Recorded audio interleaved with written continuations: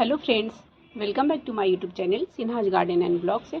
तो फ्रेंड्स, कैसे हैं आप सभी लोग? आई होप कि आप सभी लोग ठीक ही होंगे। तो ये है सितंबर का महीना, और सितंबर के महीने में कौन कौन से प्लांट्स के कटिंग्स आप लगा सकते हैं। और ये सितंबर का मंथ होता है, तो इसमें बारिश जो है जाती हुई होती है। इसमें बारिश कहीं कहीं देखिए अभी भी हो रही है, तो कहीं ज़्यादा हो रही है, कहीं तो कुछ भी नहीं हो रही है। जैसे कि मेरे यहाँ लगभग एक सप्ताह से कुछ भी बारिश नहीं हो रही है और बहुत ही ज़्यादा धूप हो रही है। तो इस सितंबर के महीने में अगर आपने अभी तक कुछ प्लांट्स ऐसे हैं जिनके कटिंग्स नहीं लगाए हैं, तो अभी भी लगा सकते हैं। अगर आपके यहाँ हल्की फुल्की बारिश हो रही है तो इजीली वो सब कटिंग्स ग्रो हो जाएंगे। इसमें सबसे पहला तो ये है गुलदाउदी। तो गुलदाउदी को अगर आपने अभी तक तैयार नहीं किया है तो अभी भी कटिंग्स लगा लें। ये देखिए, ये है गुलदाउदी का ये मदर प्लांट, और इसके एक कटिंग्स को ले लें। इस तरह से नीचे की लिप्स को आप हटा दें, नीचे के लिप्स को आप हटा दें, और इसको आप सैंड वगैरह में लगाएं तो ज़्यादा अच्छा होगा। सिर्फ सैंड में भी लगा सकते हैं या सैंड और सॉइल मिक्स कर भी लगा सकते हैं, लेकिन उसमें सैंड की मात्रा ज़्यादा लेंगे और सॉइल की मात्रा कम लेंगे। तो इसको आप ज़रूर से ज़रूर अभी लगा लें। मैं तो इसी में भी ऐसे ही दबा दे रही हूँ, तो ऐसे भी अगर आप दबाएंगे तो भी ये लग जाता है। फिर इधर ये है देसी रोज़। देसी रोज़ को भी आप अभी आसानी से कटिंग से लगा सकते हैं।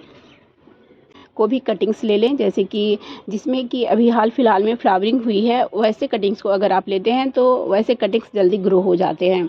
और ये है विनका। तो विनका को भी आप चाहे तो कटिंग से ग्रो कर सकते हैं। ऐसे तो ईजी से ये ग्रो हो ही जाता है, सीड से ये खुद ही ग्रो होता रहता है। सीड्स इसके गिरते रहते हैं और ये ग्रो होता रहता है। और ये है पर्पल हार्ट। तो पर्पल हार्ट को भी आप आसानी से कटिंग से ग्रो कर सकते हैं। और मॉस रोज पर्सलिन को तो ग्रो कर ही सकते हैं कटिंग से आसानी से। ये है इक्जोरा। इक्जोरा को भी आप कटिंग से लगाना चाहें तो लगा सकते हैं। इक्जोरा जैसे कि देसी भी होता है और हाइब्रिड भी होता है। देसी तो बहुत ही इजी से लग जाते हैं, हाइब्रिड को ग्रो करना थोड़ा मुश्किल होता है, लेकिन आप चाहे तो इसको भी ग्रो कर सकते हैं। ये देखिए, इस तरह से इसमें ब्लूमिंग होती है, अभी फ्लावर्स खिले हुए हैं। और ये देखिए, इस तरह से इसमें बर्ड्स बनते हैं। ये बर्ड्स बन रहे हैं, लेकिन ये जो है फ्लावर्स खिलकर ख़त्म हो गए हैं, तो इसको आप हटाते रहें तो बर्ड्स इसमें ज़्यादा बनेंगे, जल्दी बनेंगे। ये देखिए, ये है अडेनियम। तो अडेनियम को कटिंग से इजीली आप ग्रो कर सकते हैं। बहुत सारे मैंने कटिंग से तैयार भी किए हैं। ये देखिए, ये कटिंग से तैयार किया हुआ ही प्लांट है। ये देखिए, इसमें ब्लूमिंग भी हो रही है ये, और ये भी कटिंग से ही लगा हुआ है। ये लग गया है। इधर मैं कुछ कटिंग्स हाल फिलहाल में डाली हूँ। एक प्लांट ख़राब हो गया था उसका। तो देखिए, ये सब मेरे अडेनियम के ही प्लांट है। यहाँ पे ये भी कटिंग से ही लगा हुआ है। फिर ये भी कटिंग से ही लगा हुआ है, ये देखिए।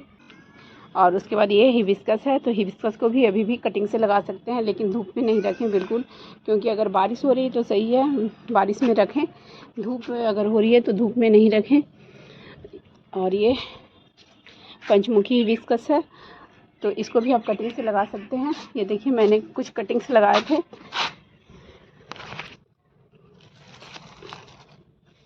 ये पंचमुखी हिबिस्कस के कटिंग्स हैं। ये देखिए, ये भी और ये भी और काफ़ी दिन से लगे हुए हैं, मतलब कि लगभग हो गया होगा इसको 1 महीना से ज़्यादा हो गया है। तो ये सब कटिंग्स जो है लग चुके हैं। ये देखिए, रूट्स भी दिख रहा होगा, ये सब रूट्स निकला हुआ है। ये देसी हिबिस्कस है, ये देखिए, ये वाला देसी है। तो थोड़ा ज़्यादा धूप हो रही है तो थोड़ा कुछ ये ख़राब हो रहा है। इसमें ये वाला सिर्फ कटिंग्स ख़राब हुआ है, और ये 3 कटिंग्स लगा हुआ है।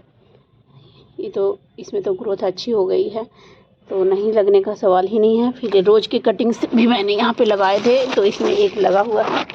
ये रोज़ के कटिंग्स लगा हुआ है, ये वाला।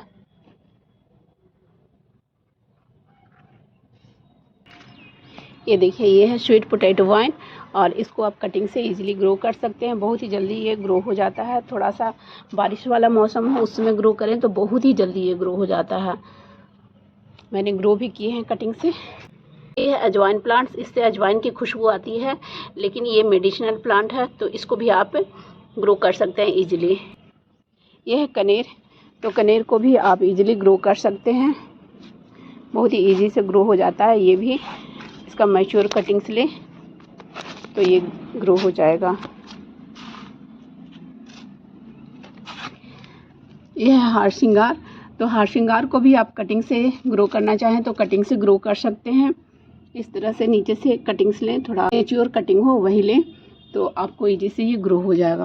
और ये है मैरीगोल्ड, सर्दियों वाला ही मैरीगोल्ड है, तो इसको भी आप कटिंग से लगाना अभी से ही शुरू कर दें। और इधर ये है सिंगोनियम, तो इसे भी आप अभी कटिंग से भी लगा सकते हैं। बेबी प्लांट्स भी इसमें निकलते हैं, तो बेबी प्लांट से भी इसको लगा सकते हैं।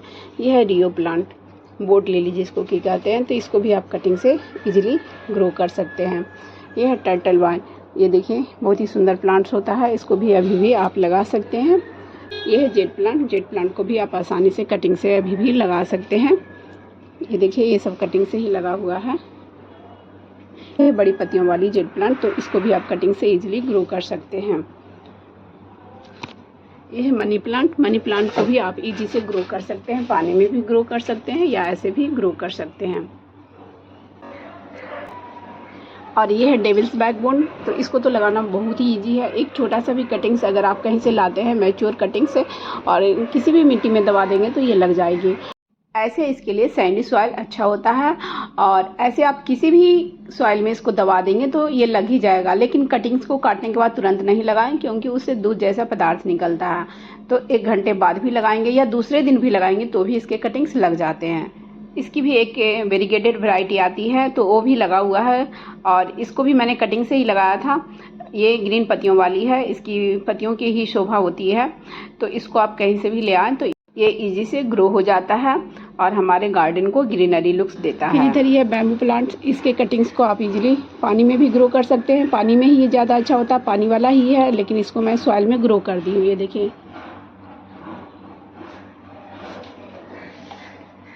फिर इधर ये है स्नेक प्लांट, और स्नेक प्लांट को डिवाइड करके लगाएं ज़्यादा अच्छा होगा।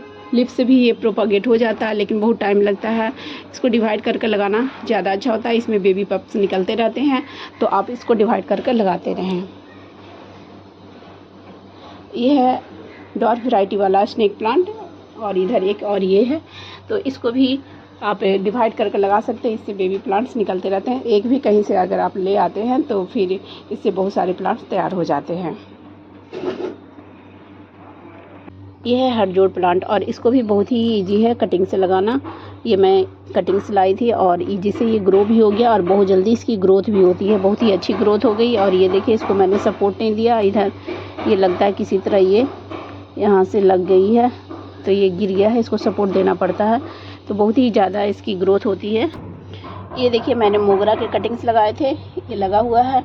और इधर ये इंसुलिन प्लांट है, इसको भी मैं कटिंग से लगाई हूँ, और वो भी कोई कटिंग्स कर कर फेंक रहे थे तो मैं ले आई थी और लगा दी हूँ। तो ये देखिए, इस तरह से ये भी लग गया है और ये भी लग गया है। ये है नोनी का साग, इसको हम लोग कटिंग से भी लगाते हैं और सीड से भी लगाते हैं। ये है एलोवेरा, तो एलोवेरा को आप डिवाइड कर कर लगाएं, बहुत ही अच्छे से लग जाते हैं, क्योंकि इसमें बेबी प्लांट्स बहुत सारे निकलते हैं। ये देखिए कितने सारे बेबी प्लांट्स निकले हुए हैं। इधर ये स्नेक प्लांट है, स्नेक प्लांट को अगर आप कटिंग से लगाते हैं तो उसका वेरिगेशन ख़त्म हो जाता है, इस तरह से फिर वो लगता है, हो जाता है। इसमें भी ये देखिए बेबी प्लांट्स निकलते हैं, इसको भी आप डिवाइड कर कर लगा सकते हैं। मैंने डिवाइड कर कर ही लगाए थे, एक ही पॉट में लगा हुआ था, स्टार्टिंग में एक से इतने सारे तैयार हो गए। ये देखिए, ये भी पॉट लगता है, अब भर गया है, यहाँ से देखिए इस तरह से निकल गया है। ये हिमगंगे का तेल का डब्बा था, उसी में मैं लगा दी थी। ये है अफ्रीकन मिल्क बुश प्लांट, इसको भी आप कटिंग से इजीली लगा सकते हैं। ये सिर्फ सुंदर पत्तियों वाली प्लांट है और इसको बहुत कम केयर करने की ज़रूरत होती है। इसको मैं कटिंग से ही लगाई थी, और इसके कटिंग्स को लगाना बहुत ही इजी है। जैसे आप चंपा के कटिंग्स लगाते हैं उसी तरह इसके भी कटिंग्स लगते हैं। इसके भी कटिंग्स को आप काट कर तुरंत नहीं लगाएं, इससे भी दूध जैसा पदार्थ निकलता है। तो इसके कटिंग्स को आप काट कर 1 या 2 दिन के लिए छोड़ दें, उसके बाद लगाएंगे तो ये अच्छे से लग जाएगा, और पानी इसमें थोड़ा कम देना। और बोगनविलिया के भी कटिंग्स अगर आप लगाना चाहें तो लगा सकते हैं, कहीं भी रोड साइड ये मिल जाती है।